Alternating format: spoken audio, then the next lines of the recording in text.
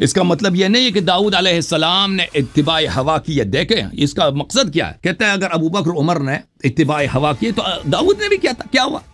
اور بھائی یہ کفر ہے تمہارے کہ تم بار بار ابو بکر کو عمر کی دفاع کے لیے کبھی نبی کریم صلی اللہ علیہ وسلم کو کی طرف فسق کا نسبت دیتے ہو اور کبھی داؤد علیہ السلام کی طرف فسق کا نسبت دیتے ہو. تو ان کو گمراہ بناتے ہو کہ انہوں نے اتباع ہوا کی ہے, وہ گمراہ ہو گئے.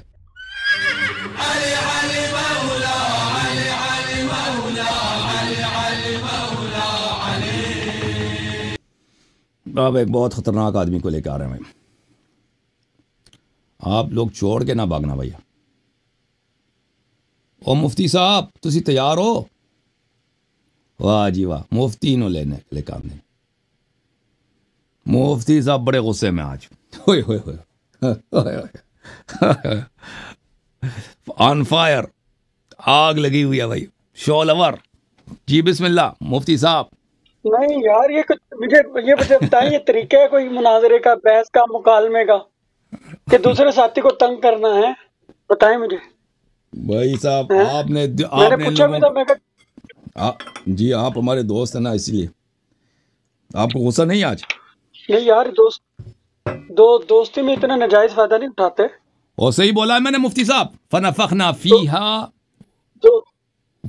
فیہا کہ مضاف الیہ سے تذکیر و تانیث کسب کر لیتا ہے. صحیح بولا نہیں بولا میں نے؟ ہاں ٹھیک بولا. ہاں وہ تھا کہ آپ نے 2-3 باتیں پیش کی تھی کہ بھئی سمجھو لا ترفعوا اصواتکم میں چیخو پکار تھی, لیکن کے اعمال باطل ہو گئے. حبط رفع صوت حبط عمل ہے, اور حبط عمل کفر اور ارتداد اور نفاق کی دلیل ہے. یہ آپ کا تھا. دوسرا آپ کا تھا کہ یہ جو ہے وہ کچھ آپ نے عبارات پیش کی تھی حضرت عمر سے متعلق, اس کا میں جواب دینا تھا. تیسرا آپ نے سوال یہ کیا تھا کہ منافق کے خلاف آپ نے کبھی جہاد کیا ہو اپنی زندگی میں. ٹھیک ہے, یہ آپ کا سوال تھا. نہیں تو اصلی سوال آپ نے دیکھیں, اپنی سوال اس وقت ہمیشہ ہڑپ گئے. اصلی سوال ہم نے جو کیا تھا وہ آپ سے یہ تھا قبلہ, اس کا جواب دے دیں, باقی ہم مانیں گے. دیکھیں اصلی سوال یہ تھا کہ قرآن یہ فرما رہا ہے کہ آواز اوپر نہ کرو, کہ اگر آواز اوپر کرو گے تو تمہارے اعمال حبط ہو جائیں گے. ٹھیک ہے نا؟ مثلا کہیں گے کہ آپ شراب نہ پئیں, شراب پیو گے تو تمہیں کوڑے لگیں گے. ٹھیک ہے نا؟ اب جو شخص آواز بلند کرے گا, اب سن لو نا, سوال سن لو, سوال تو سن لینا. سوال آپ نے سوال ذکر ہی نہیں کیا, میں سوال آپ کو دوبارہ یاد دلاتا ہوں. سوال سن لیں پھر اس کا جواب آپ دے دیں. بسم اللہ کریں. دیکھیں سوال یہ ہے کہ قرآن فرما رہا ہے کہ آواز اوپر کرو گے تو اعمال حبط ہو جائیں گے. جیسے کوئی بادشاہ کہہ دے نا کہ اگر کوئی مثلا کوئی شراب پیے گا تو میں اس کو کوڑے لگاؤں گا. اب کوئی شراب پیے گا تو اس کو کوڑے لگیں گے. اب جب قرآن نے اعلان کر دیا کہ بھائی تم آواز بلند کرو گے تو اعمال حبط ہو جائیں گے, تو یہ قاعدہ جب بن گیا تو ابو بکر عمر صاحب کے اعمال کیوں حبط نہ ہوئے؟ کیونکہ انہوں نے آواز بھی بلند کی. اور سبب نزول, سبب اجازت دیں, سبب نزول وہ اجازت دیں.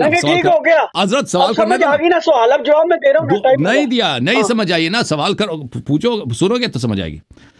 سبب نزول بھی وہی ہے, اس طرح نہیں. سب آپ جو ہے جہل کا بہانہ نہیں بنا سکتے کہ پہلے سے ان کو معلوم نہیں تھا, کیونکہ یہاں پہ 2 چیزیں ہیں. ایک چیز یہ ہے کہ نبی صلی اللہ علیہ وسلم کے احترام کرنی ہوتی ہے, یہ ان کو پتہ تھا, شروع سے پتہ تھا. یار مسلمان کو پتہ ہے, یہ کیسا مسلمان ہے کہ اس کو پتہ نہیں ہے کہ نبی صلی اللہ علیہ وسلم کے احترام کرنی ہے, اس کے لیے آیت کی ضرورت ہے. دوسری بات یہ ہے کہ آواز بلند کرنا یہ بے ادبی ہے, یہ بھی ہر ایک کو پتہ ہے. یہ اس کا آیا روایت سے کوئی تعلق نہیں, یہ کوئی تعبدی چیز نہیں ہے کہ نماز صبح 2 رکعت ہے, نماز صبح 2 رکعت ہے, 4 رکعت, یہ تعبدی ہے. اس کے لیے سنت کی ضرورت ہے یا آئے قرآن کی ضرورت ہے. لیکن یہ کہ نبی صلی اللہ علیہ وسلم کی عزت کرنی ہوتی ہے, اور کسی بزرگ آدمی کے ہاں آواز بلند کرنا یہ بے ادبی ہے, یہ سب کو پتہ ہے. تو آپ جہل کا عذر نہ لائیں, ان کو پتہ تھا. اور پھر جب قرآن نے کہہ دیا ان تحبط اعمالکم وانتم لا تشعرون, آپ کو پتہ نہ بھی ہونا, جب قرآن نے کہہ دیا پتہ نہ بھی ہو تو آپ کے اعمال حبط ہو جائیں گے, تو پھر عذر کا جہل آپ کبھی نہیں لا سکتے. تو اب پہلا سوال, سب سے امپورٹنٹ سوال جس سے آپ بار بار بھاگے ہیں اور آپ نے بار بار اوائڈ کیا, وہ یہ ہے کہ ابو بکر عمر صاحبان کے اعمال کیوں حبط نہیں ہیں, ہمیں سمجھا دیں. بسم اللہ. بسم اللہ نحمدہ ونصلی ونسلم علی رسول الکریم, اما بعد فاعوذ باللہ من الشیطان الرجیم, بسم اللہ الرحمن الرحیم. کچھ دن پہلے آپ کا ان کا مناظرہ ہوا تھا, اس میں ایک حدیث انہوں نے غلط پڑھی تھی اس کے سامنے, اور یہ ان کے امام معصوم سے متواتر ہے، اس اصل کلی ہے، بدیہی ہے، ضروری ہے احکام کے لیے، عقائد میں، مسائل میں، شرائع میں، ہر چیز میں۔ کل شیء مطلق حتی یرد علیہ نہی، ہر چیز کا حکم مطلق ہوتا ہے۔ مطلق، المطلق اذا اطلق یرید به فرد الکامل، جب مطلق کو مطلق بولا جائے تو اس کا مطلب فرد کامل ہے۔ جب تک نہیں نہ آئے، جب تک معصوم کی طرف سے نہیں آتی، پیغمبر یا خدا کی طرف سے، ہمارے نزدیک پیغمبر اور خدا معصوم ہیں، ان کے نزدیک 12 ہیں معصوم، جب تک وہ نہیں نہ کر دیں، منع نہ کر دیں کسی چیز کو، تو وہ چیز منع نہیں ہو سکتی۔ اس کو منع کرنے کے لیے پھر ایک اور معصوم کی ضرورت ہوگی، یعنی جس وقت نہیں ہے اس وقت بھی کہتے نہیں ہے، حرام ہے، ناجائز ہے، اس کا مطلب پھر ایک اور معصوم لاؤ۔ 12 تک پاس تو نہیں آئی، 12 نے تو کہا جو چیز مطلق ہے وہ حلال ہے جب تک نہیں اس پہ وارد نہ ہو، جب نہیں آئے گی پھر منع ہوگی، اس سے پہلے منع۔ ابھی میں پڑھ رہا ہوں جناب، اصول کافی ہے، جلد نمبر 1 ہے، صفحہ نمبر ہے 268، 268۔ سند محمد بن یحییٰ عن محمد بن الحسن عن یعقوب بن یزید عن الحسن بن زیاد عن محمد بن الحسن المیثمی عن ابی عبداللہ قال سمعت یقول ان اللہ عز وجل ادب رسولہ حتی قومہ علی ما اراد ثم فوض الیہ فقال عز ذکرہ ما آتاکم الرسول فخذوہ وما نہاکم عنہ فانتہوا فما فوض اللہ الی رسولہ فقد فوضہ الینا۔ یہ جی اللہ تعالیٰ کی قرآن شریف میں ایک آیت ہے شریفہ، اس کے بارے میں انہوں نے کہا کہ ابو عبداللہ سے مروی ہے، یہ جو ہے امام جعفر صادق سمجھے، یہ ہے امام باقر کا بیٹا، ان سے کہتے میں نے سنا اللہ تعالیٰ کے اس قول کے بارے میں، تو انہوں نے فرمایا اللہ نے اپنے رسول کو خود ادب سکھایا اور اس کی خود تعلیم کی جیسے اس نے چاہا۔ تقویم کا مطلب سدھارنا، سنوارنا، تربیت بھی کر سکتے ہیں، اور پھر اپنے سارے احکام اس کو سپرد کر دیے۔ وہ کیا؟ ما آتاکم الرسول فخذوہ وما نہاکم عنہ فانتہوا، اللہ تعالیٰ جس چیز کو دے تمہیں اسے لے لو، اور جس چیز سے منع کرے اس سے رک جاؤ۔ کل شیء مطلق حتی یرد علیہ نہی، فرماتا فما فوض اللہ الی رسولہ، تو جو کچھ اللہ نے اپنے رسول کو دے دیا تو وہ تمام کا تمام اماموں، 12 امام، الینا سے مراد حضرت علی سے لے کر اور امام مہدی تک ہوتا ہے، ٹھیک ہے۔ اب دوسری روایت یہ میں پڑھنے لگا ہوں اصول کافی سے، جلد 1، 441۔ الحسین بن محمد الاشعری عن معل بن محمد عن ابی الفضل عبد اللہ بن ادریس ام محمد بن سنان، بھی پڑھ سکتے ہیں، سنان بھی پڑھ سکتے ہیں، قال كنت عند ابی جعفر الثانی فاجریت اختلاف الشیعہ فقال یا محمد ان اللہ تبارک و تعالی لم یزل متفردا بوحدانیتی ثم خلق محمدا وعلیا وفاطمة فمكثوا 1000 دهر ثم خلق جميع الاشیاء فاشهدهم خلقها واجرى طاعتهم علیہ وفوض امورها الیہم فهم یحلون ما یشاءون ویحرمون ما یشاءون ولن یشاءوا الا ان یشاء اللہ۔ کہتے ہیں جناب یہ ابو جعفر ثانی سے کے پاس تھا، میں اب محمد بن سنان کہتے ہیں، تو اختلاف شیعہ کا ذکر آیا تو انہوں نے کہا کہ یا محمد، اللہ تعالیٰ ہمیشہ اکیلا منفرد ہے، احد ہے، پھر اس نے حضرت محمد اور علی اور فاطمہ کو پیدا کیا، پھر 1 سال ٹھہرے یہ لوگ، پھر تمام اشیاء کو پیدا کیا، پھر ان کو تو ٹھیک ہے 1000 سال، پھر ان کو جو ہے گواہ بنا دیا تمام مخلوق پہ، پھر سمجھ لیں 1000 در 1000 سال، ہزار زمانے جی، اس کو 1000 زمانے بھی کہہ سکتے ہیں۔ واجرا طاعتہم، پھر ان کی طاعت کو اس پر فرض کر دیا تمام پر، مخلوق پر، پھر ان کے امور ان کے صبر کر دیے، پھر یہ چیزیں حلال کرتے ہیں، جو چاہتے ہیں حرام کرتے ہیں، جس چیز نہیں چاہتے مگر وہی چاہتے ہیں جو اللہ چاہتا ہے، ٹھیک ہوگی بات۔ اچھا جی، اگلی آیت یہ ہے بہار الانوار سے، اس نے کہاں سے لیا یہ دیکھ لیں، جلد نمبر ہے 25، صفحہ نمبر ہے 334۔ احمد بن محمد عن الاحوازی عن بعض اصحابنا عن ابن عمیرۃ عن الثمالی قال سمعت ابا جعفر یقول من احللنا له شيئا فاصابه من اعمال الظالمين فهو له حلال ان الائمه منا مفوض اليهم فما حل فهو حلال وما حرموا فهو حرام۔ یہ کہتے ہیں میں ابو جعفر سے سنا کہ جس چیز کو بھی ہم حلال کر دیتے ہیں تو وہ اس کو ظالموں کے اعمال سے نہ ہو تو وہ حلال ہے، ٹھیک ہے، کیونکہ ہمارے میں سے جو ائمہ ہیں نا ان کی طرف سب چیز سپرد کر دی گئی ہے، تو وہ جس چیز کو حلال کرتے ہیں وہ حلال ہے، جس چیز کو حرام کرے وہ حرام ہے، ٹھیک ہوگی بات۔ اگلی کہتے ہیں یبنا اشیما ان اللہ فوض الی سلیمان بن داود فقال هذا اطاعنا فمن او امسک بغیر حساب۔ کس کتاب سے پڑھ رہے اچھا ہیں؟ جی یہ جو ہے یہ کس یار بہار الانوار، بہار بتا دیا، بہار الانوار جلد نمبر 25 صفحہ نمبر 231 اور 32 بتایا تو تھا پہلے، جب میں 334 کا بتایا، ریفرنس بدلوں گا نا، ہاں 231 کا نہیں بتا، بہرحال اب پڑھتے جائیں۔ 332 اور 31 کا پڑھ رہا ہوں نا۔ کہتے ہیں کہ وفوض الی نبی فقال ما اتاکم الرسول فخذوه وما نهاکم عنه فانتهوا فما فوض الی نبی فقد فوض الینا، یا فقط فوض الینا بھی پڑھ سکتے ہیں۔ چلیے یہ وہی بات ہے کہ جو اللہ کا رسول دے اسے لے لو، جو نہیں دے اسے رک جاؤ۔ اب یہ تھی روایت، کچھ 4 ایک اور ہیں وہ اگلی ٹرم میں پڑھوں گا۔ اس میں یہ بتایا گیا کہ جب تک شارع کی طرف سے حکم نہیں ہوتا نا، اللہ رسول کی طرف، اور آپ شیعہ امامیہ اثنا عشریہ کے نزدیک جب تک معصوم کی طرف سے صراحتاً نص نہ ہو قرآن یا ان کی تعلیم نہ ہو، ارشاد نہ ہو، حکم نہ ہو، وہاں کوئی حکم نہیں ہوتا۔ اب آجے لا ترفعوا پر، اب جہاں جہاں انہوں نے تحریفات کی ہے نا، تحریفات کی تھی، میں نشاندہی کروں گا، بیچ میں یہ ٹوکنا نہیں، بڑی عقلی باتیں وہ ہوں گی۔ یا ایھا الذین آمنوا لا تقدموا بین یدی اللہ ورسولہ واتقوا اللہ، پہلے اللہ تعالیٰ کہتا ہے ایمان والو اللہ رسول کے ساتھ آگے نہیں بڑھنا۔ اب یہ تقدیم 2 چیزوں سے ہے۔ اب یا نبی تو ہمارے سامنے موجود تھے، صحابہ کے سامنے، کہ ان کے سامنے زور سے آواز کرنے کا بھی پتہ چلتا تھا، اور آپ کے ساتھ آگے پیچھے ہونے کا بھی۔ اللہ کے سامنے نہیں تھا۔ یہ میں نے ان سے پہلی ٹرم میں سوال کیا تھا، اللہ نہیں ہے تو یہ کیا مطلب ہے؟ تو اس کا مطلب یہ ہے، نوٹ کرو، اس کے علاوہ اس کا کوئی مطلب نہیں۔ اللہ رسول کو تمام کائنات سے زیادہ عزت دینا، ان سے سب سے زیادہ محبت کرنا، اور ان کی تعلیمات احکامات پر سب سے زیادہ عمل کرنا، یہ لا تقدموں میں آ جائے گا۔ اگر ہم ان سے زیادہ کسی اور کو عزیز رکھیں، ان سے زیادہ کسی اور سے محبت کریں، تعظیم دیں، یا ان سے زیادہ کسی اور کو فوقیت دیں اعمال میں، ارشادات اور عقائد نظریات میں، تو اس کی ممانعت ہوگی۔ آگے لا ترفعوا اصواتکم، میں نے ایک مسلم کی شریف حدیث اینڈ پہ پڑھ کے گیا تھا، اگر آپ کو یاد ہو، کہ نبی علیہ السلام کے پاس قریشی عورتیں بیٹھی ہوئی تھیں، تو عالیۃ اصواتہن، ان کی آوازیں بہت زیادہ بلند تھی۔ حضرت عمر نے جب اجازت مانگی تھی اندر آنے کی، انہوں نے کہا تھا چونکہ یہ بھی مرتد ہو گئی، وہ میں نے بعد میں سن لیا تھا جب کہ میری کال کٹ گئی تھی۔ اب یہاں پر 2 باتیں، نبی علیہ السلام کا حجرہ مبارک آپ کو پتا ہے بالکل ساتھ ہی تھا۔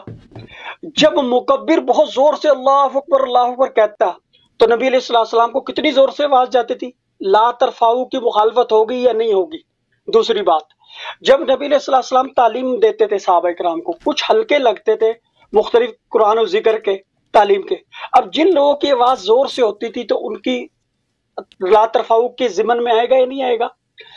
تیسرا، جب نبی علیہ السلام باہر بیٹھے ہیں کہیں بھی، تو صحابہ کرام آپس میں تبصرہ کر رہے ہیں، تو وہ لا ترفعوا کے اندر آئے گا یا نہیں آئے گا؟ تیسرا میں نے پوچھا تھا کہ ان تحبط اعمالکم، قرآن میں یہ تصحیح نہیں ہے، یقینی نہیں ہے، شک ہے کہ اگر تم بلند آواز کرو، لا ترفعوا اصواتکم فوق صوت النبی ولا تجہروا، جہر اور رفع اگر تم کرو گے تو کہیں، یہ یقین نہیں ہے۔ اس کے بعد ان سے میں نے سوال کیا تھا، کسی بھی جو شان نزول آپ نے پڑھا کہیں پہ یہ لفظ ہے کہ یہ منافق ہو جائیں گے، مرتد ہو جائیں گے، مشرک ہو جائیں گے، کیا ہوں گے؟ انہوں نے کس چیز کا جواب پتہ نہیں تھا، جواب کیا دینا، کہ کوئی قرآن کی تحریف پر کہتے چیخو پکار مراد ہے۔ میں نے کہا رفع صوت کا معنی کہیں لغت سے دکھاؤ، کوئی دکھا نہیں سکے تھے۔ اب آگے میں ان کو بتاتا ہوں، یہ میرے پاس ہے بخاری شریف، کیونکہ میں نے وضاحت کر دی ہے، اب میں اپنے لحاظ سے چلوں گا، یہ ان کے پابندی نہیں ہے اس کو ماننے۔ میں نے جو سوال ڈال دیے ان کی اصول کافی سے پڑھ دی، اس کا جواب صرف یہ دینے کے پابند ہے، وہ مسلمات۔ اگر اسے کہہ دیں گے ضعیف ہے، میں چھوڑ دوں گا وہ آیت حدیث سے۔ اگر وہ یہ کہہ دیں گے میں نہیں مانتا، چھوڑ دوں گا۔ 6 شرطیں ہیں مسلمات قسم کے لیے، آپ کے نزدیک صحیح ہو، صریح ہو، معمول ہو، مختار ہو، اور مفتہ بھی ہو، اور آپ کا اس پر عمل ہو، معمول بھی ہو۔ ٹھیک ہے، 6 شرطوں کے ساتھ مسلمات خصم بنتی ہے چیز، یہ ذہن میں رکھیں۔ اگر آپ کوئی بھی شرط بیچ میں نہیں پائی جاتی، آپ کو اصول کافی میں آپ کہہ سکتے ہیں میں اس دلیل کو چھوڑ دوں گا۔ آپ کو طریقہ بتا رہا ہوں مناظرے کا، کہ میں نے اب جو آپ کی کتابیں پڑھی ہے تو کتنی تفصیل سے آپ کو حوالہ بھی بتایا، ترجمہ بھی کیا، بھاگا نہیں ہوں اینڈ پہ آخری ٹرم میں بھاگ کے اور کال کاٹ کے نکل جاؤ، سمجھ آئی؟ یہ میرا کام نہیں ہے۔ اپنا لڑتے ہیں میدان میں، پتہ چلے ہاں بھائی کوئی چیز ہو رہی ہے۔ یہ بخاری شریف ہے جناب، اس میں صرف ایک واقعہ کی طرف اشارہ کرنا چاہ رہا ہوں، اس سے میں نے استدلال نہیں کہ استدلال میں نے وہیں سے کیا جہاں سے کر لیا۔ یہ جس وقت حضرت عائشہ پہ الزام لگا، الزام لگنے کے بعد وہ جناب نبی علیہ الصلوۃ والسلام مشورہ کر رہے تھے اس کے بارے میں، تو نبی علیہ الصلوۃ والسلام بخاری کی حدیث کیوں لے کے آ رہے ہیں پھر؟ بخاری کی حدیث کیوں لا رہے ہیں؟ نہ وہ نہیں میں لا رہا، آپ بیچ میں نہیں بولیں گے، میں نے آپ کو دلیلیں دے دی جو دینی ہے۔ اب تائید کے لیے میں سمجھنا چاہتا ہوں بخاری کے، آپ نے کہا کہ میں شیعہ حدیث لاؤں گا تو بخاری کی حدیث کیوں کوٹ کر رہے ہیں؟ میں سمجھنا چاہ رہا ہوں۔ بس سن لینا، اب بیچ میں نہیں ٹوکنا، بعد میں آپ کو وضاحت آ جائے کیوں میں نے پیش کی۔ اس میں یہ بات ہے کہ جس وقت حضرت علی بھی اس میٹنگ میں موجود تھے جب نبی علیہ الصلوۃ والسلام نے ان سے اینڈ پہ مشورہ کیا، تو اوس اور خزرج کے 2 قبیلے بیٹھے ہوئے تھے نبی علیہ الصلوۃ والسلام کے پاس۔ اب انہوں نے کیا کیا کہ آپس میں نبی علیہ السلام ممبر پہ بیٹھے ہیں اور یہ دونوں لڑ پڑے ہیں، اوس اور خزرج۔ ایک کہتا ہے وہ جس بندے نے الزام لگایا حضرت عائشہ پہ وہ تم میں سے ہے، حضرت سعد بن کہتا ہے وہ تمہارا، اور بن عبادہ والے کہتے ہیں وہ تمہارا بندہ، کرتے کرتے ففایان آوازیں ان کی بہت زیادہ بلند، ارتفعت، اور ان کی آوازیں بہت، اور وہ نبی ممبر والنبی الامبر، اور نبی پاک کیا کر رہے ہیں؟ خففو کہ آوازیں پس کرو پس کرو پس کرو، کیا کہ نہیں کی کافی دیر بعد فلم یزل کے الفاظ نبی پاک مسلسل کہتے رہے، فسکتو وسکتا، پھر وہ خاموش ہو گئے، نبی پاک بھی خاموش ہو گئے۔ اب یہاں پہ یہ تقریر نبی ہے ہمارے نزدیک، اور یہ واقعہ آپ کے مختلف کتابوں میں، لیکن اس وقت میں حوالہ ان کا نہیں دے رہا کیونکہ میرا ٹاپک اور ہے، یہ میں تائید میں پھر پیش کی ہے۔ اب اگر یہ رفع صوت حبط اعمال کا باعث ہوتی تو تمام انصار، تمام اوس اور خزرج اور علی بھی بیٹھے ہوئے تھے، زید ابن حارثہ بھی اس میں بیٹھے ہوئے تھے، تو یہ سارے لڑنے والے، رفع صوت کرنے والے، اور نبی پاک مسلسل ان کو منع کرنے والے تھے، نبی پاک سامنے ان میں موجود تھے، یعنی تقریر کر رہے تھے اس وقت مزاحمت کی، تو نبی علیہ الصلوۃ والسلام نے ان کو کفر نہیں کہا، شرک نہیں کہا، حبط اعمال نہیں کیا ان کا۔ تو اس سے یقین ہو گیا، حدیث کا، سنت کا 3 مطلب میں نے بتائے تھے، قول معصوم، فعل معصوم، تقریر معصوم۔ جہاں پر سارے مہاجر، انصار، اوس اور خزرج بیٹھے ہیں، علی بیٹھے ہیں بیچ میں، شور مچا رہے ہیں، لڑ رہے ہیں، ایک دوسرے کو سن مکے کے لیے طرف جا رہے ہیں وہ، اور نبی پاک مسلسل منع کریں وہ باز نہیں آ رہے، تو نبی علیہ الصلوۃ والسلام کا اس پر سکوت فرمانا تقریر نبی سے ثابت ہوا کہ رفع صوت سے، آپ کے سامنے لڑنے سے بندہ کافر نہیں ہوتا، کافر۔ اب سوال ہے یہ کیوں کہا؟ سورہ صاد میں باجے قرآن کہتا ہے داؤد علیہ السلام، آپ نے ایک فیصلہ دیا تھا، اس فیصلے کے بعد اللہ تعالیٰ فرماتا ہے وَلَا تَتَّبِعِ الْهَوَىٰ فَيُضِلَّكَ عَن سَبِيلِ اللَّهِ، اے داؤد پچھلے فیصلہ جو دیا اللہ نے اس پر اشکال کوئی نہیں کیا، کسی طور پہ نہیں ہے اشکال قرآن میں، وہ فیصلہ ایک ان کے بیٹے سلیمان کا تھا، ایک حضرت داؤد کا، بخاری مسلم میں وہ پیش نہیں کر رہا، قرآن میں جتنا فیصلہ کیا آپ نے۔ اب قرآن اس کے فوراً بعد کہتا ہے لا تتبع الهوىٰ، اے داؤد تو نے خواہشات کی پیروی نہیں کرنی ورنہ یہ لوگ تجھے گمراہی کی طرف لے جائیں گے، تجھے گمراہ کر دیں گے۔ اب اس پہ مودودی کو پھٹکار ہوئی تو اس نے کہا کہ پچھلے فیصلے میں نعوذ باللہ حضرت داؤد علیہ السلام کا خواہش نفسانی کا دخل تھا، اس لیے غلط ہوا، ہمارے نزدیک غلط نہیں تھا، ابن عباس کی جو تفسیر ہے اس کے مطابق وہ فیصلہ درست تھا، اس میں کوئی قباحت، کوئی کمی کوتاہی نہیں تھی اس آیت کے ذیل میں۔ کبھی کبھی اللہ تعدیباً بھی کرتا ہے، بندے کی طرف سے کوئی بغیرتی، قباحت، شرارت، خباثت، ضلالت نہ بھی ہو، اللہ تعالیٰ حکمتاً تعدیباً بھی کرتا ہے، وہ جو میں نے بتایا نا اصول کافی سے ادب اللہ نبیہ، نبی کی اللہ تعدیب بھی کرتا ہے، اس طرح صحابہ کی بھی تعدیب کی ہے، آپ نے، آپ کو سکھایا، سمجھایا۔ اب جب وہ اللہ نے کہا حضرت داؤد کو کہ آپ نے گمراہی کی طرف نہیں جانا، پیروی کرنی، تو کیا مطلب حضرت نبی کے داؤد کی گمراہی تھی پہلے؟ نہ، کبھی کبھی اللہ تعالیٰ مصلحتاً کسی کام کو، اور وہ تو میں نے بتا دیا اجماع ہے کہ جو کام حکم نہیں نہ منع کا تو وہاں حکم نہیں آ سکتا. یہ حکم لا کے انہوں نے تحریف تفسیر بھی رائے کی، اور یہ کفر ہے، ان کے نزدیک بھی کفر ہے. آپ اصول کافی پڑھیں، فروع کافی پڑھیں، وہاں بہت ساری ہیں. من رأى بالقرآن برأیہ فقط کفر، من رأى بالقرآن فلیتبوأ مقعدہ من النار. یہ ساری روایت ہے، مطلب یہ چونکہ متواتر ہے، اس میں زیادہ بحث میں پڑھنے کی ضرورت نہیں. اور وہ جو مناظرے میں ہی بندے نے پیش کی کل شیء مطلق حتی یرد علیہ نہی، کہ جب نہیں نہیں ہے یہ نہیں کرتا پھر رہا ہے، اور نہیں صرف کر رہا، ابو بکر عمر کو اسلام سے نکال رہا ہے. جب ایک نہیں اور لا ترفعوا کہہ کے نبی پاک نے یہ قرآن کا یہ مقصد نہیں کہ انہوں نے کیا کچھ نہیں کیا، کیونکہ ہمارے نزدیک عالیتاً اصواتہن پہ بھی کفر کا فتویٰ نبی پاک نے نہیں ہے. نبی پاک کی زندگی کا فیصلہ ہے تقریر نبی.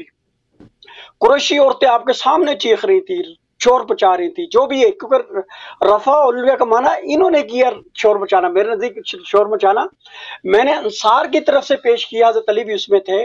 وہ شور نہیں، وہ سنمک ہونے والے تھے. وہ پڑھیں ذرا، تو اس میں نبی علیہ السلام تقریر نبی سے بتایا کہ یہاں ممانعت نہیں ہے. تو لا ترفعوا اصواتکم فوق صوت النبی میں کوئی ہفت اعمال بھی نہیں ہوتے، اور یہ کوئی اتنا سنگین قسم کا ادب بھی نہیں ہے، یہ ذہن میں رکھیں. اب اس پہ میں آ رہا ہوں، کیوں قرآن نے کہا ہے لا ترفعوا، اور میں نے کہا تھا اس سے پہلے حکم کوئی ماننا نہیں ماننا یہ کہنا چونکہ جہالت. اور یہ بار بار لا تشعروا، شعور کو جہالت کا ہم وزن سمجھ رہے ہیں. شعور اور چیز ہوتا ہے، شعور کہتے ہیں جسے کامن سینس ہم کہتے ہیں انگلش میں. کامن سینس اور چیز ہے، نالج اور چیز ہے. نالج اور چیز ہے، کامن سینس اور چیز ہے. شعور کامن سینس کو کہتے ہیں، اور جو کیا بولتے ہیں نالج ہے وہ علم کو کہتے ہیں. ٹھیک ہے. اب کامن سینس کا مطلب یہ ہے کہ ایک چیز بندے کے لحاظ میں ہونی چاہیے، وہ نہیں ہے. یعنی ادب، میں مثلا کسی نبی علیہ السلام میرے سامنے ہوں تو میں آپ کو جھک کے کوئی چیز دوں. دوسرا ہے ادب میں بیٹھ کر پھر جھک کے دوں. بیٹھ کے جھکنے میں زیادہ ادب ہے. اب یہ نہیں کہ میں نے کھڑے ہو کے جھک کے دیا تو بے ادبی کر دی. ادب کے مدارج ہیں، اور آپ کے سامنے اگر کوئی بول رہا ہے، لڑ رہا ہے، کوئی ٹینشن نہیں ہے، کیونکہ بخاری شریف سے ہم نے بتا دیا ہمارے نبی کی بات ہے. اگر یہ کفر ہے تو حضرت علی بھی کافر بولتے ہیں، ان کے ہفتے اعمال ہو جاتے. جو عفق عائشہ کے وقت جب مباحثہ ہو رہا تھا، نبی پاک ممبر پہ بیٹھے تھے، بات شور مچا رہے تھے، لڑ رہے تھے، کو سونموں کو ہونے والے تھے، دستوں گریبان ہونے والے تھے، تو نبی علیہ السلام نے سکوت فرمایا. قریشی عورتیں آپ کے سامنے بیٹھی ہوئی تھی، بہت شور کر رہی تھی بقول ان کے، عالیتاً اصواتہم مسرم علو صوت تھا. نبی علیہ السلام نے کفر کا ہفتے عمل کا فتویٰ. پھر انہوں نے ایک اور تحریف کی، ان الذین یکفرون بآیات اللہ ویقتلون النبیین بغیر حق، آگے پڑھتے ہیں اولئک حبطت اعمالہم. اب قتل نبی اور چیز ہے اور رفع صوت اند نبی اور چیز ہے. انہوں نے قیاس دیکھے، اول من خاص ابلیس، یہ بھی رسول کافی میں موجود ہے. سب سے پہلے جس نے قیاس کیا وہ شیطان تھا. اب رفع صوت کا مطلب کہاں سے، حبط اعمال کہاں سے یہ لائے؟ خود انہوں نے آیت پڑھی تھی، ان کو یاد ہوگا، اب بھول گئے تو پیچھے ریپیٹ کر کے دیکھ لیں کہ وہاں قتل انبیاء کا ذکر ہے کہ وہ لوگ کو جو اللہ کی آیات کا انکار یعنی کافر ہیں. اور دوسرا وہ لوگ جو قتل کرتے ہیں نبیوں کو قتل کرنا، اللہ کی آیات کو جھٹ، قرآن و حدیث کو، معجزات کو جھٹلانا، وہ اور چیز ہے. اور جو رفع صوت عند نبی یہ برابر نہیں ہو سکتا. اور قیاس سے انہوں نے، ان کے پاس دلیل کوئی نہیں تھی قرآن حدیث سے، ان کے اپنی شیعہ کتب میں بھی دلیل کوئی نہیں اس پر. اور کیا قیاس کیا؟ کیونکہ یہاں قتل نبی سے بندہ کافر ہفتے عمل ہو جاتا ہے، لہذا رفع صوت عند نبی سے بھی کافر مرتد ہو جائے گا. تو یہ قیاس بھی مال فارغ ہے، کیونکہ علت میں مماثلت نہیں ہے. رفع صوت بہت کمزور چیز ہے، قتل نبی بہت سنگین چیز ہے. آیات کا انکار بہت سنگین چیز ہے، رفع صوت عند نبی، جہر عند نبی بہت کمزور چیز ہے، بہت تھوڑی چیز ہے، بلکہ اس میں ادب کا بہت کمزور مباح کی حد تک جی آپ 20 منٹ بھی سمجھ لے ہوگا.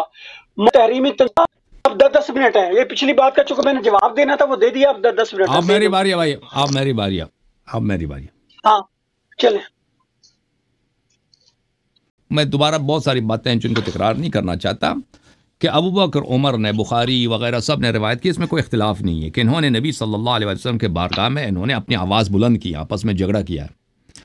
اور ایک دوسرے پہ ایک دوسروں کے ساتھ انہوں نے تماری ممارات کیا، یعنی جھگڑا کیا اور آواز بلند کیا، اور اللہ تعالیٰ کی جانب سے مذمت کے آیات نازل ہوئے ہیں رفع صوت پر، اور ان میں یہ آیا یہ ہے کہ اگر کوئی شخص آواز بلند کرتا ہے نبی صلی اللہ علیہ وسلم پر، میں اپنا ٹائم شروع کر دوں، تو اس کا عمل حبط ہو جاتا ہے، عمل حبط ہو جاتا ہے۔ اور قرآن کے مختلف آیات میں یہ موجود ہے، میں نے پچھلے پروگرام میں دیکھ لیں آپ کہ حبط عمل صرف کفر پہ ہوتا ہے، اور ان کے پاس اجماع بھی ہے اس مسئلے پر، میں نے کہ اپنی کتابیں دیکھیں کہ اب حبط عمل کفر کی دلیل ہوتی ہے، اور آپ حبط عمل کا مطلب یہ ہے کہ اس کے اعمال بے اجر ہو جاتے ہیں۔ اگر کسی نے نماز پڑھی ہے، ہجرت کیا ہے، جہاد کیا، تو سب کا سب وہ ہیچ ہو گیا، کیونکہ نبی صلی اللہ علیہ وسلم کے بارگاہ میں اس نے بے ادبی کیا۔ اب ان کے پاس ان کے رد کیا ہے میرے محترم ناظرین، یہ کہتے ہیں کہ پہلی یہ آیا کہ اصول کافی میں یہ لکھا ہے کہ اللہ تعالیٰ نے امام محمد باقر علیہ السلام، امام جعفر صادق علیہ السلام نے فرمایا کہ اللہ تعالیٰ نے اپنے نبی صلی اللہ علیہ وسلم کی تادیب کیا، ان کو ادب سکھایا، ادبہ یعنی ان کو ادب سکھایا۔ تو کہتے ہیں تو یہ تو نبی صلی اللہ علیہ وسلم کو بھی ان کی تادیب ہوئی ہے، اور بھائی نبی صلی اللہ علیہ وسلم کی ایسے ہمارے ہاں کوئی ایسی بات نہیں کہ انہوں نے کوئی غلطی کی ہے پھر اللہ تعالیٰ نے ان کو ڈانٹا ہے۔ نبی صلی اللہ علیہ وسلم کے لیے ہمارے مذہب میں کوئی عتاب نہیں ہے۔ اگر ان کو قرآن، اب سنو، اللہ تعالیٰ نے جب نبی صلی اللہ علیہ وآلہ وسلم کو ادب سکھائی ہے، یعنی اللہ کی جانب سے اللہ تعالیٰ نے ان کو اخلاق حسنہ عطا فرمایا۔ اس کا مطلب وہ اردو والی تادیب نہیں ہے کہ مثلا کوئی بچہ بے غلطی کرتا ہے پھر اس کو مار کے اس کو یعنی اس کو ڈانٹ کے اس کی کان کھینچ کے اس کی تادیب کی جاتی ہے، یہ وہ والی تادیب نہیں ہے۔ اللہ تعالیٰ نے نبی صلی اللہ علیہ وآلہ وسلم کو کامل اخلاق کے ساتھ، بہترین عصمت کے ساتھ، کہ کوئی کبھی غلطی ہی نہ ہو ان سے، ایسے طاہر مطہر بنا کر بھیجا۔ اس کا مطلب یہ ہے۔ اچھا، تو پھر اس کا نبی صلی اللہ علیہ وسلم سے آپ قیاس نہیں کر سکتے۔ اگر آپ کہتے ہیں ٹھیک ہے نا، اگر آپ کہتے ہیں کہ ایسا عمل نبی سے بھی صلی اللہ علیہ وسلم سے سرزد ہوا ہے، کیونکہ ان لوگوں کا ہمیشہ طریقہ کار یہی ہے کہ آپ ابو بکر عمر کے کچھ متعین اگر ذکر کریں کہ ان سے یہ باتیں آپ کی کتب میں موجود ہیں، تو یہ کہ ان کا ایک دفاع کا طریقہ کار کیا ہے، اس سے بدتر پیغمبر سے نسبت دیں گے۔ یہ لوگ ان کا طریقہ کار یہی ہے کہ اس سے بدتر عمل کو نبی صلی اللہ علیہ وسلم سے نسبت دیں گے اور کہیں گے اگر عمر ابو بکر نے کیا تو نبی نے بھی کیا، تاکہ کوئی ان کو ڈانٹ نہ لے۔ حالانکہ نبی صلی اللہ علیہ وسلم بے عیب ہے۔ نبی صلی اللہ علیہ وآلہ وسلم کی کوئی نہ کوئی کبھی دنیا میں نہ انہوں نے کوئی فسق بجا لایا، گناہ بجا لایا، حرام بجا لایا، کفر تو دور کی بات ہے۔ تو اب لازمی بات ہے یہ ان کی اپنی بے ایمانی ہے۔ اچھا، جہاں تک اس بات کا تعلق ہے کہ یہ کہتے ہیں کہ کل شیء لک مطلق حتی یرد فیہ نہی، یہ بات بالکل صحیح ہے کہ ہر چیز آپ کے لیے صحیح پڑھو اس حدیث کو، کل شیء لک مطلق حتی یرد فیہ نہی، صحیح یہی ہے، فیہ نہیں کل شیء مطلق، نہیں کل شیء مطلق حتی یرد علیہ نہی، نہیں آپ غلط پڑھیں، نہیں حدیث صحیح پڑھیں پہلے۔ بھائی پلیز مجھے بات کرنے دو، آپ نے حدیث پڑھی ہی نہیں ہے، آپ نے اس کا حوالے بھی نہیں دیا، آپ نے جن حدیث کو ذکر کیا ہے، مجھے حدیث معلوم ہے، امام جعفر اور امام صادق سے ہے، آپ نے جو حدیث نقل کی اس میں یہ عبارت نہیں تھا بھائی، یہ حدیث میں مانتا ہوں کہ یہ حدیث ہے اور یہ حدیث صحیح ہے، یہ کتاب میں اللہ ذر الفقیم ہے۔ اور پلیز مجھے بات کرنے دو نا، بات نہ کاٹو، میں نے آپ کی بات سنی ہے۔ کل شیء لک مطلق حتی یرد فیہ نہی، حدیث یہ ہے ہر چیز آپ کے لیے جائز ہے جب تک کہ اس پہ نہی وارد نہ ہو جائے، لیکن بات یہ ہے کہ یہ ان کو معلوم تھا، یہ ان چیزوں کے لیے جو معلوم نہ ہو انسان کو، مثلا شراب حلال ہے یا حرام ہے، جب تک کہ اللہ اس کو حرام نہیں کرتا تو آپ کے لیے جائز ہے شراب پینا۔ جب وہ اللہ نے کہہ دیا کہ بھئی اب نہیں کر سکتے تو نہیں کر سکتے، ٹھیک ہے نا۔ مثلا آپ مثلا کفار سے دوستی کریں یا جو بھی مسئلہ جو اسلام کے آغاز میں وہ نہیں آیا تھا اس کا، تو وہ آپ کے لیے جائز ہے۔ اور ابھی بھی اب ہمارے زمانے میں اگر کوئی چیز ہمیں شک ہوتا ہے کہ حلال ہے یا حرام ہے، ہمیں اس کی حرمت پہ دلیل نہیں ملتی، تو وہ آپ ہمارے لیے جائز ہے، ٹھیک ہے۔ تو یہ حدیث صحیح ہے، لیکن میں نے ان کی خدمت میں عرض کیا کہ جہل کا بہانہ نہیں بنا سکتے آپ ابو بکر عمر کے لیے۔ دیکھیں بھائی صاحب، جہل کا میں نے پچھلے پروگراموں میں بھی بتایا تھا آپ کو کہ ان کو پتہ نہیں تھا، اللہ نے اس سے منع نہیں کیا تھا۔ دیکھیں یہاں پہ دو بات تھی، کچھ باتوں کا خیال رکھیں۔ ایک ہے کہ نبی صلی اللہ علیہ وسلم کی توقیر کرنا، احترام کرنا۔ آپ مجھے بتائیں یہ ان کو پتہ تھا یا نہیں تھا؟ علامہ صاحب، مفتی صاحب، اس سورہ حجرات کے نزول سے پہلے سنہ 9 ہجری سے پہلے صحابہ کرام کو یہ پتہ تھا یا نہیں تھا کہ نبی صلی اللہ علیہ وسلم کی بہت عزت کرنی ہوتی ہے؟ پتہ تھا، پتہ تھا، بالکل احسنت۔ تو ان کو پتہ تھا کہ ان کی بے احترامی حرام ہے اور ان کا احترام واجب ہے، ان کو پتہ تھا۔ اور یہ بات کہ کسی بزرگ کے سامنے آپ آواز بلند کریں یہ بے احترامی ہے، ان کو پتہ تھا، صحابہ کو نہیں پتہ تھا؟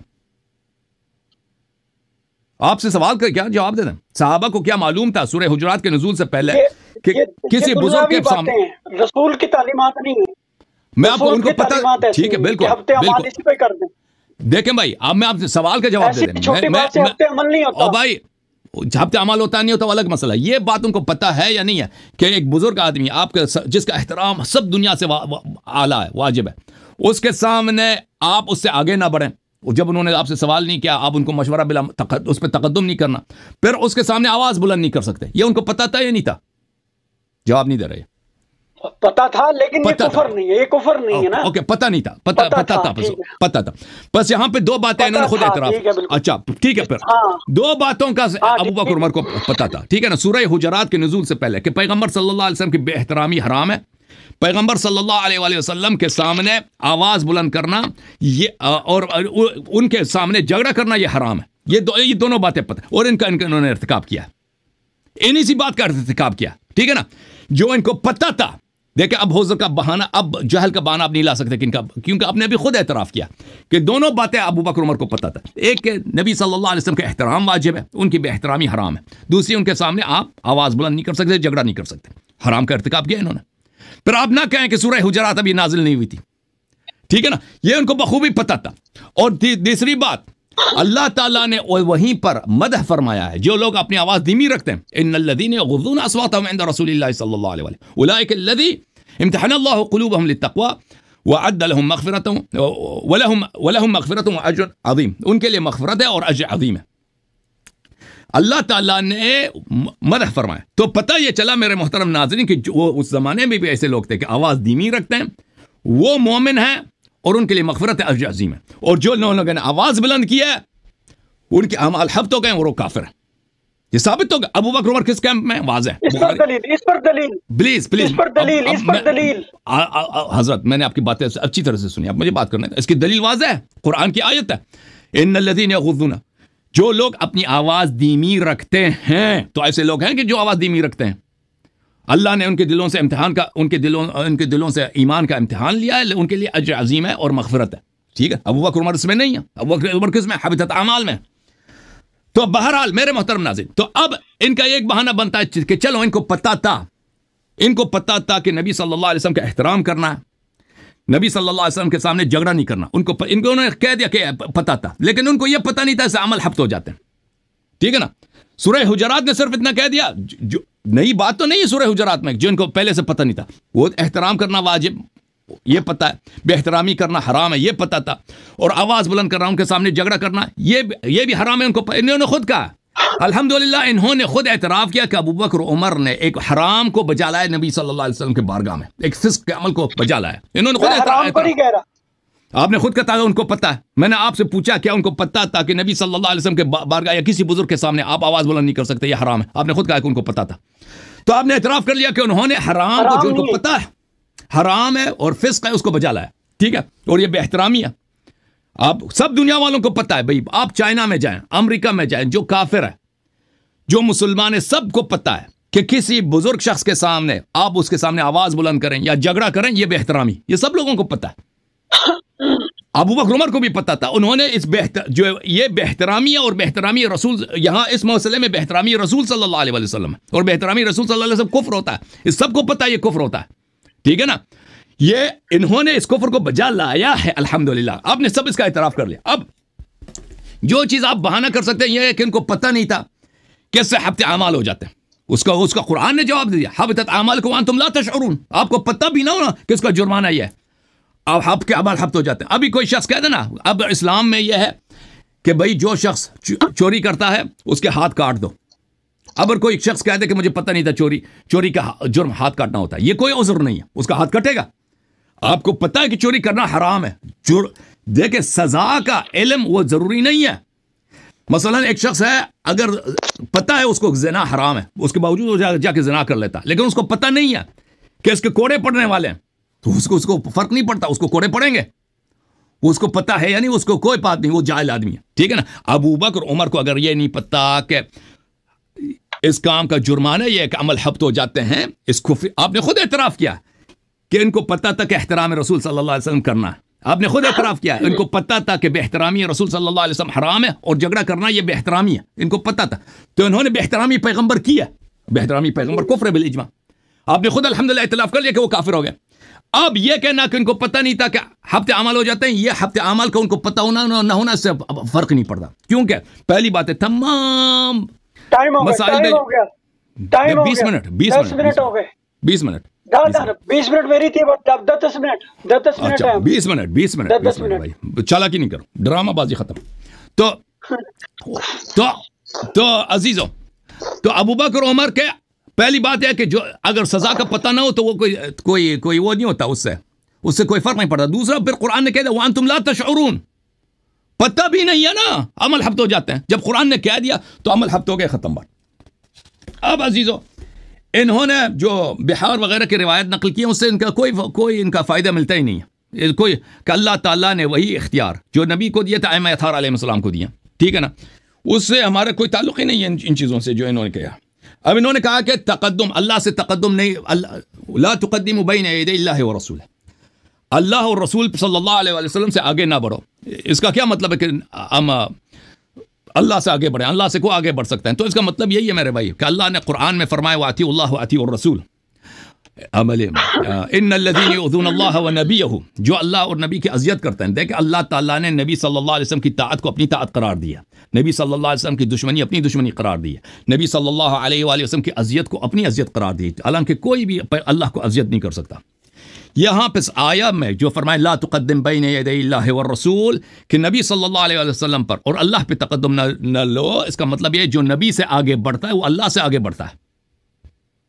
تقدم علی النبی تقدم علی اللہ ہے. یہ اس جرم کے بھیانک ہونے کا اور اس گناہ کے عظیم ہونے کا یہ بیان ہے کہ یہ گناہ اتنا عظیم ہے کہ آپ یہ نہ سمجھے کہ ہم پیغمبر پہ آگے بڑھ رہے ہیں, آپ اللہ پہ آگے بڑھ رہے ہیں. اور یہ تقدم ابوبکر عمر کی مذمت کے لیے آیا, کیونکہ جب نبی صلی اللہ علیہ وسلم کے سامنے مہمان آئے تھے, وفد آئے تھے بنی تمیم سے, پیغمبر جس کو چاہیں اپنا نمائندہ تعین کریں, ان سے تو طلب نہیں کیا تھا نا. کیا یہ پیغمبر سے زیادہ عاقل ہے؟ کوئی دنیا میں کوئی کہتا ہے کہ ابوبکر عمر کی عقل زیادہ ہے؟ شاید یہ لوگ کہتے ہوں گے, لیکن یہ لوگوں نے نبی صلی اللہ علیہ وسلم پہ نبی نے صلی اللہ علیہ وسلم سے ان سے نہ کوئی مشورہ مانگا, کچھ بھی نہیں مانگا, یہ ویسے ہی شروع ہو گئے کہ بھئی فلان کو بناؤ فلان کو بناؤ. یہ تقدم پیغمبر پہ نہیں, تقدم اللہ پر ہے. تو اللہ سے اپنے آپ کو زیادہ سمجھدار سمجھنا, اللہ سے زیادہ اپنے آپ کو مدبر سمجھنا, جب آپ نبی سے اپنے آپ کو زیادہ عقل مند سمجھتے ہیں نا, اپنے عالم سمجھتے ہیں, اپنے مشورے کو ان سے بہتر سمجھتے ہیں, یعنی اللہ سے بہتر سمجھتے ہیں, یہ کفر کی دلیل ہے. آپ کو نہ پوچھنا چاہیے تھا تقدم کے متعلق سوال کرنا. بھائی صاحب آپ نے جو تقدم کے متعلق سوال کیا ہے, یہ تقدم والی آیت بھی کفر کی دلیل ہے, کیونکہ جو نبی پہ مقدم ہوتا ہے اللہ پہ مقدم ہوتا ہے, اور جو اللہ سے زیادہ اپنی رائے کو بہتر سمجھتا ہے وہ کافر ہوتا ہے.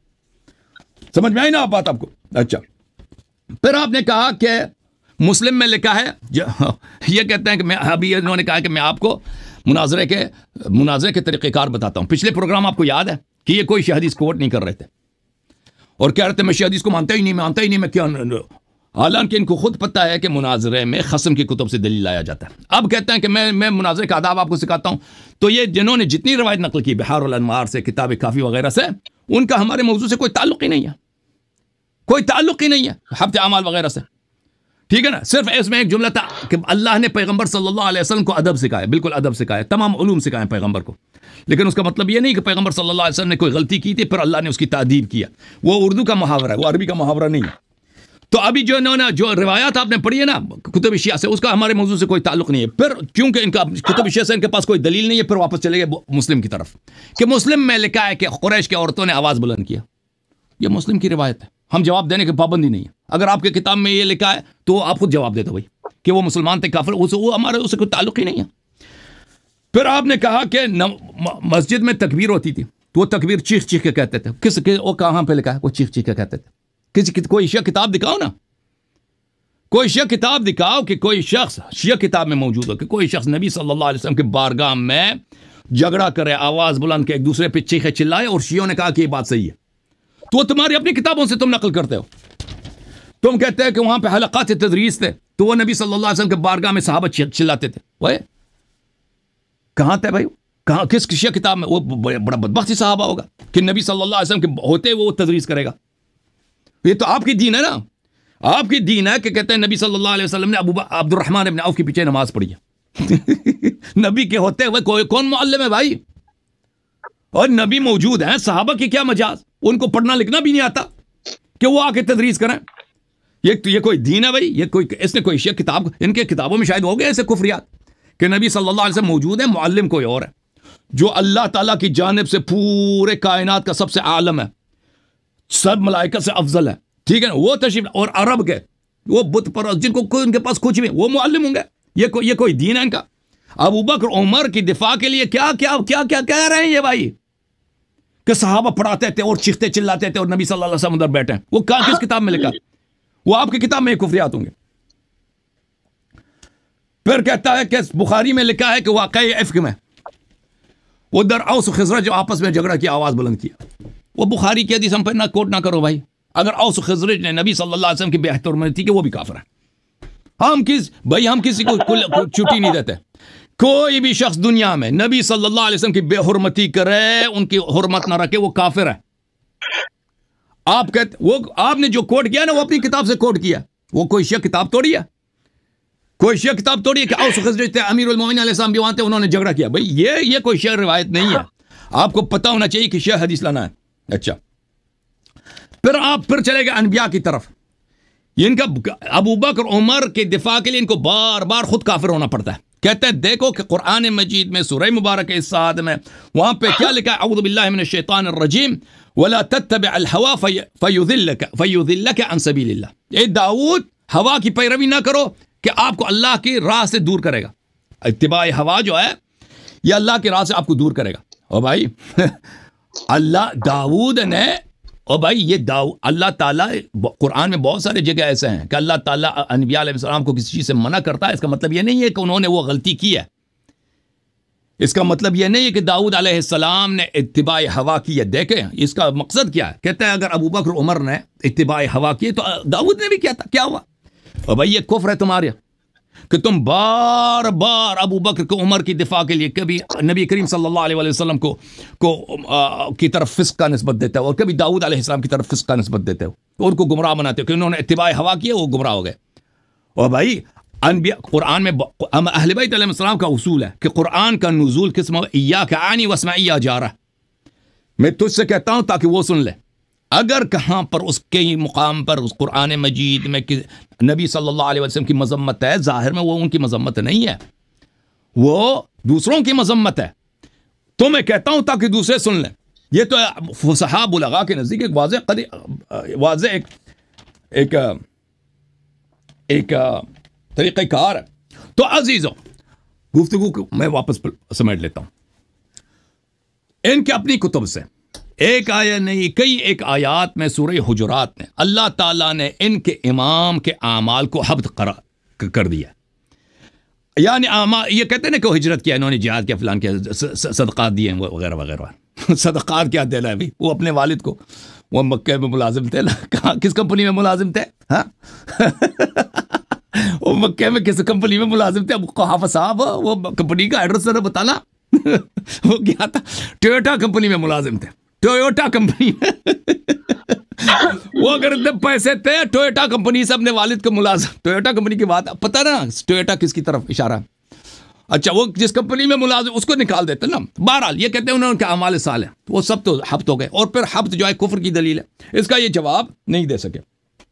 اچھا، جب اور پھر انہوں نے خود الحمدللہ بھی اعتراف کیا کہ ابو بکر عمر صاحبان دونوں کو پتہ تھا، خود ان کے اپنے الفاظ ہیں کہ نبی صلی اللہ علیہ وآلہ وسلم کے سامنے کہ احترام واجب ہے، ان کی بے احترامی حرام ہے، ان کو پتہ تھا۔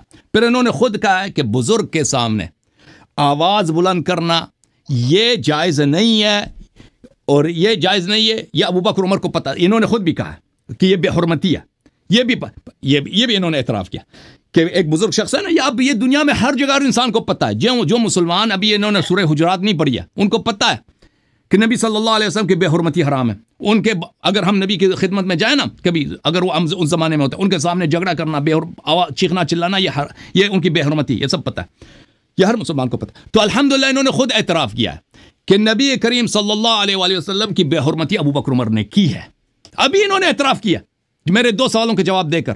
اور نبی صلی اللہ علیہ وسلم کی بے حرمتی کرنا کیا ہے بھائی؟ ہاں ہر طرح کا کفر نہیں ہے, ایسا ارتداد ہے جس کا جواب کیا قتل ہے. پر الحمدللہ انہوں نے خود اعتراف کیا کہ ابو بکر عمر ان کے جو 2 خلیفہ ہیں نہ صرف اسلام سے نکلے ہیں بلکہ ایسا جرم کیا جس کی وجہ سے وہ واجب القتل مرتد ہو گئے. اب نبی صلی اللہ علیہ وسلم ہر ایک کو جو واجب القتل ہوتا ہے اس کو قتل نہیں کرتے تھے, جیسے عبداللہ ابن ابی ابن سلول کو نہیں کیا کہ اللہ یقول الناس یقتل محمد اصحابہ. اما بعد فاعوذ باللہ من الشیطان الرجیم بسم اللہ الرحمن الرحیم. بات یہ ہے کہ انہوں نے میرے باتیں سمجھی نہیں, جو میں اس لیے میں ان کی کتابوں سے نہیں, ان کو اپنی کتابوں کی نہیں صبر, خدا جانے یہ کہاں پڑھتے پڑھاتے رہے ہیں. وہ جو میں نے میرے پہ الزام لگا رہے, میں نے کہا بے ادبی کی بہتر ہے, میں نے قتل نہیں کہا, میں تو دلیلیں یہ دے رہا ہوں کہ رفع صوت نبی پاک کی بے ادبی ہے ہی نہیں. اجازت یہ بات جو کر رہے ہیں کہ کسی بڑے کے سامنے, کسی صدر کے سامنے, کسی بزرگ کے سامنے زور سے بولنا, یہ بے ادبی ہے. میں نہیں مانتا اسے بے ادبی. میں نے کہہ دیا ہاں پتہ ہونا چاہیے کہ اس کے بڑے کے سامنے بیٹھو اٹھو تو کیسے اٹھتے کیسے بیٹھتے ہر ایک کو پتہ ہوتا ہے. لیکن اگر حکم ہی, علم کی بات نہیں ہو رہی, میں کہہ رہا ہوں شریعت کا حکم ہی نہیں ہے.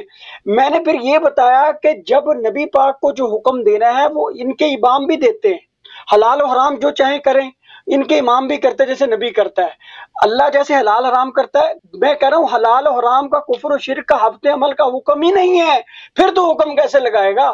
میرا سوال یہ ہے, علم کی بات تو بعد میں. دیکھو ابھی قانون ہی نہیں بنا, ٹیررسٹ کو سزائے موت دینی ہے, عمر قید دینی ہے, اس کو لائف امپریزنمنٹ دینی ہے, کچھ دینا ہے, سزا ہی نہیں متعین ہوئی, قانون ہی نہیں بنا, پینل کوڈ ہی نہیں ہے. ٹھیک ہے آپ, میں کہہ رہا ہوں قانون ہی نہیں ہے, وہ کلو شیء مطلق حتی یرد علی نہی میں محکم ہی نہیں ہے شریعت کا. یرد فیہ نہی, جب لا ترفعوا, جب لا ترفعوا حتی یرد فیہ نہی, حتی یرد فیہ نہی, جب تک حکم نہیں آیا کسی چیز میں بھی, چاہے وہ عقائد میں ہو, کفریات میں ہو, اسلام میں ہو, مسائل میں ہو, احکامات میں ہو, اخلاق میں ہو, معاشرات میں ہو, حدود میں ہو, جب تک قانون ہی نہیں بنا. میں کہہ رہا ہوں قانون ہی نہیں تھا ہفتے عمل کا.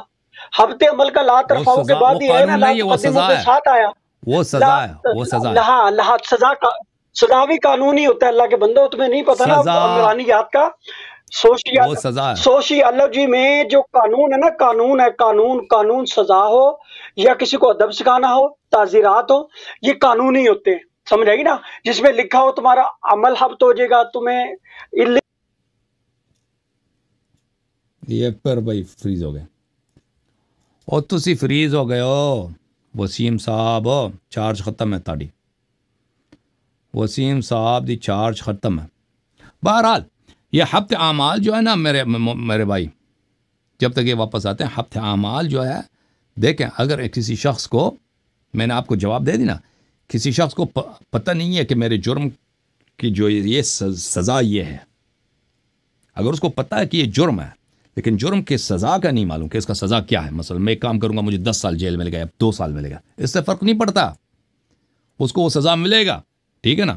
ان کو پتا تھا کہ نبی صلی اللہ علیہ وسلم کی عزت کرنی ہے, اور ان کو یہ بھی پتا تھا کہ نبی صلی اللہ علیہ وسلم کے سامنے بے حرمتی کرنا, یہ آواز بلند کرنا, یہ بے حرمتی ہے, تو پتا تھا. پھر انہوں نے فسق, یہ عمل فسق ہے, انہوں نے جو جھگڑا کیا یہ فسق تھا, ان کو پتا تھا یہ فسق ہے. ہاں آپ کہہ سکتے ہیں کہ اس فسق کا جرمانہ کتنا عظیم ہے, ہفتے عمل, اس کا پتہ نہیں تھا, وہ بالکل کوئی بات نہیں, اسے ضرر ہی نہیں ہوتا اس سے, کیونکہ قرآن نے, پہلی بات ہے قرآن نے خود کہہ دیا حبطت اعمالکم وانتم لا تشعرون, آپ کو پتہ بھی نہ ہونا پھر بھی آپ کے عمل حبط ہو جاتے ہیں. قرآن نے خود, یہ آیت ہی یہی ہے, اسی مسئلے میں یہی آیت ہے, لا ترفعوا اصواتکم فوق صوت النبی صلی اللہ علیہ وآلہ ولا تجهروا له بالقول كجهر بعضكم لبعض ان تحبط اعمالكم وانتم لا تشعرون. عمل آپ کے حبط ہو جائیں گے, ختم بات. جب قرآن نے کہہ دیا کہ آپ کو پتہ بھی نہیں ہو عمل حبط ہو جائیں گے, تو تم کیوں آدر آتے ہو کہ ان کو اس بات کا پتہ نہیں تھا؟ تو کوئی بات نہیں. ابھی آپ پاکستان میں نا, آپ کو پتہ ہے چوری کرنا حرام ہے, لیکن آپ کو پتہ نہیں ہے کہ آپ کو سائیکل چوری کریں گے تو 1 سال کی قید یا 10 سال کی قید ہے یا 6 مہینے کی قید ہے, وہ آپ کو نہیں معلوم, یا صرف جرمانہ ہوگا, اس سے فرق نہیں پڑتا. جج کے پاس جائیں گے نا, جج وہ قانون کے مطابق, اگر قانون میں لکھا ہے 5 سال تو 5 سال, 10 سال تو 10 سال آپ کو جیل دے دے گا. آپ کہتے ہیں مجھے پتہ نہیں تھا کہ اس کا 10 سال ہے یا 5, اس سے کوئی فرق نہیں پڑتا. ٹھیک ہے نا. اب یہ کہتے ہیں کہ ائمہ علیہم الصلوۃ والسلام حلال و حرام کرتے ہیں, یہ ان کی نادانی ہے. میں آپ کی خدمت میں عرض کروں کہ روایت میں کیا لکھا ہے. روایت جو انہوں نے پڑھی ہے کتاب کافی کی,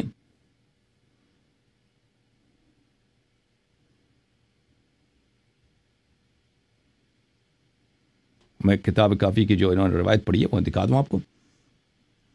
روایت یہ تھی بھائی، کتاب اصول کافی کی جلد نمبر 1 وہ روایت، اس میں یہ نہیں ہے کہ ائمہ طاہرین علیہم الصلاۃ والسلام بھائی وہ اپنے آپ سے حلال حرام کرتے ہیں.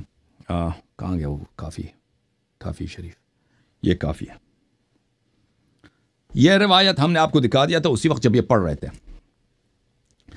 یہ روایت یہ ہے کہ ہم حضرت امام جواد علیہ الصلاۃ والسلام 9ویں امام علیہ السلام کے بارگاہ میں تھے. وہاں پہ شیعوں میں جو اختلافات ہیں، کیونکہ وہ زیدی وغیرہ وہ بھی شیعہ کہلاتے تھے نا، اور ان میں جو اختلافات ہے اسماعیلیہ وغیرہ واقفیہ، ان کے جو اختلافات ہیں، یہ بات چلی. فقال یا محمد ان اللہ تبارک و تعالی لم یزل متفردا بوحدانیت، اللہ تعالیٰ ازل سے فرد وحدہ لا شریک تھا، وحدہ لا شریک، اس جیسا کوئی نہیں. پھر اس کے بعد اللہ تعالیٰ نے خلق محمدا و علی و فاطمہ، اللہ تعالیٰ نے نبی پاک صلی اللہ علیہ وسلم، علی علیہ السلام، فاطمہ الزہرا سلام اللہ علیہا کو خلق کیا. فمکثوا 1000 دہر، وہ 1000 زمانے اسی طرح رہے. اس کے بعد ثم خلق جمیع الاشیاء، اس کے بعد اللہ تعالیٰ نے بقیہ چیزوں کو خلق کیا ہے. فاشہدہم خلقہا، اللہ تعالیٰ نے جو خلقت کی ہے اہل بیت علیہ السلام کو خلق کا شاہد بنایا کہ خلقت کیسے ہوتی ہے، یہ شاہد تھے کہ اشیاء کیسے بنے. اچھا، وَأَجْرَى طَاعَتَهُمْ عَلَيْهَا، اور اہل بیت علیہ السلام کی طاعت سب اشیاء پہ واجب کیا، ٹھیک ہے نا. جیسے حضرت سلیمان علیہ السلام ہوا بادل ہے نا، ہوا پہ حکم دیتے تھے، بادل طاعت کرتا تھا. اہل بیت علیہ السلام کا حکم سب اشیاء پہ جاری ہے، طاعت اللہ نے واجب کیا کہ امیر المؤمنین علیہ السلام زمین کو حکم دے، بادل کو حکم دے، سورج کو حکم دے تو ان کے حکم کی طاعت کریں. اچھا، وفوض امورها الیہم، اللہ تعالیٰ نے ان چیزوں کی جو امامت ہے اللہ تعالیٰ نے ایک اختیار کس کو دیا؟ اہل بیت علیہ السلام کو دیا. اچھا، فہم یحلون ما یشاؤون ویحرمون ما یشاؤون ولن یشاء الا ان یشاء اللہ تبارک و تعالی. تو اہل بیت علیہ السلام جس کو چاہے حلال کر دیتے ہیں، جس کو چاہے حرام کر دیتے ہیں، لیکن وہ صرف وہی چاہتے ہیں جو اللہ چاہتا ہے. اہل بیت علیہ السلام کا جو جس کو چاہیں حلال کریں، جس کو چاہیں حرام کریں، لیکن وہ صرف وہی چاہیں گے جو اللہ چاہتا ہے، ٹھیک ہے نا. پر اس کا مطلب کیا ہوا کہ وہ ان کا ارادہ، ان کی مشیت تابع ہے کس کے؟ اللہ کی تابع، تسلیم اللہ کے. جو اللہ کا حکم ہوگا کہ یہ چیز حلال ہے تو لوگوں کو بتائیں گے کہ حلال ہے، جو چیز حرام ہوگا لوگوں کو بتائیں گے یہ حرام ہے. اس طرح نہیں ہے جو یہ کہہ رہے ہیں کہ شیعہ مذہب میں یہ ہے کہ وہ جو مرضی ہوگا، جو مرضی کر دیں، جو مرضی وہ حلال حرام بنا دیں، بتاتے جائیں. حدیث وہ نہیں کہہ رہا. بلے ثم قال یا محمد هذه الديانة الذي من تقدمها مرق ومن تخلف عنها محق ومن لزمها لحق خذها إليك یا محمد. یہ عقیدہ وہ ہے جس سے کوئی آگے بڑھے تو وہ دین سے نکل جاتا ہے، اور جو پیچھے رہ جائے اس عقیدے سے وہ ہلاک ہو جاتا ہے، اور جو اس عقیدے کو اپنا لیتا ہے وہ اس کی نجات ہوتی ہے. اس کو اچھی طرح سے سیکھ لو. یہ حدیث یہ ہے. اوکے، اب یہ جو ہے فریز ہو گئے تو ان کو جانے دے دیتے ہیں.